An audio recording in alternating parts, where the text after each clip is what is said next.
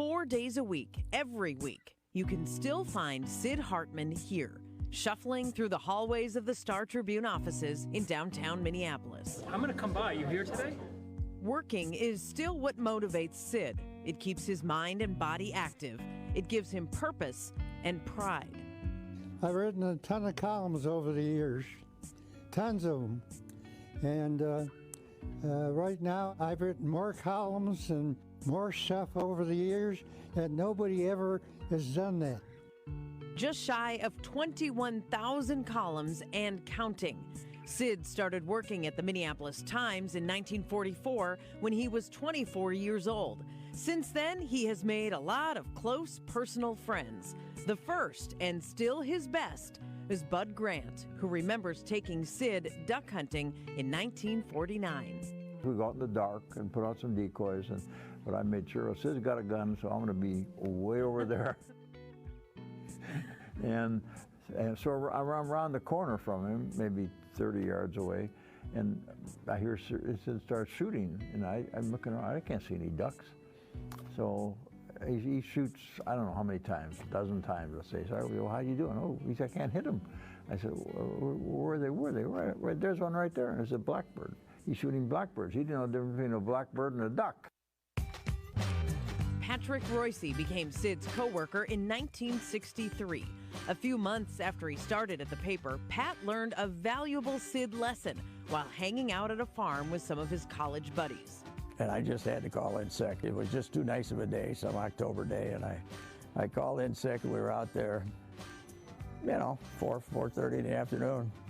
The farmer comes driving up the driveway, the back driveway into the pasture, and says, "Is Patrick Royce here?"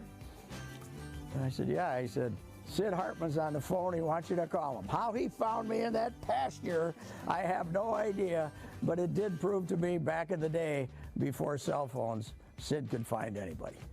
Twins president Dave St. Peter came to the Twin Cities in 1989, interning for the Minnesota North Stars and then the Twins.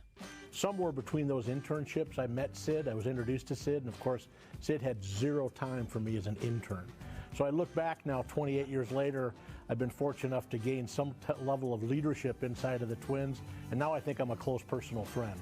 Glenn Taylor and Sid were acquaintances for several years, but after Taylor bought the Timberwolves, they became good friends. I think it was just a kind of a developmental thing that he came and reported and came to the games, and we started talking. And when you talk for a long time, you start talking about things other than just sports. You start talking about yourself and life and other things that are of interest, and we developed a friendship through those conversations.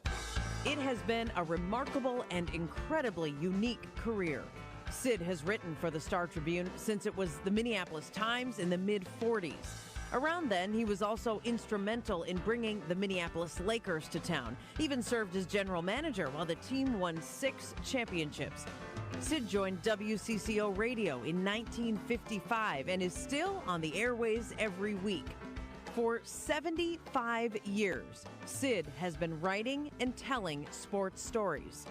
And on this occasion, he is the story. If you went out anywhere, I don't care anywhere in the Midwest, if you just say Sid, they'd say Hartman. There's no other Sids out there. Sid's the only guy. He's Sid. If you say Sid, it's Sid Hartman. Everybody knows. You don't have to put a last name onto him. It's just like Kanye and Madonna and, and I guess Jay-Z, Sid. What's he still striving for? He's already Sid from border to border and through the region, now the country. He's already Sid, but he's still driving to get somewhere. But where?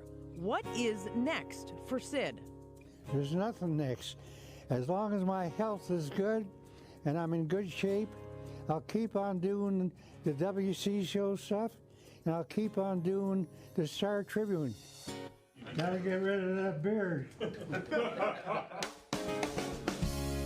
My life is good. I enjoy what I'm doing. I'm lucky so far. I'm able to do all this stuff.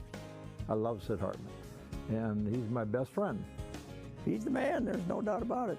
He's unique, he's an inspiration, and he's our Sid.